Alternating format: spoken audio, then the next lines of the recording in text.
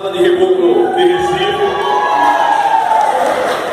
E esse ano passado, final do ano passado, eu recebi o convite do amigo Roberto Martins, conterrâneo de vocês, da mineira Cláudia, para a gente encarar esse desafio de trazer o autêntico forró para Caruaru.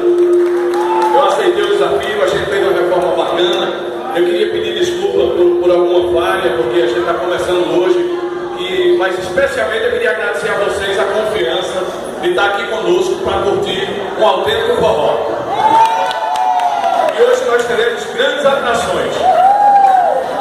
Eu queria que vocês aplaudissem e recebessem de coração esse que eu considero um dos maiores sanfoneiros do Brasil. Com vocês, Galeguinho de Gravataí Banda.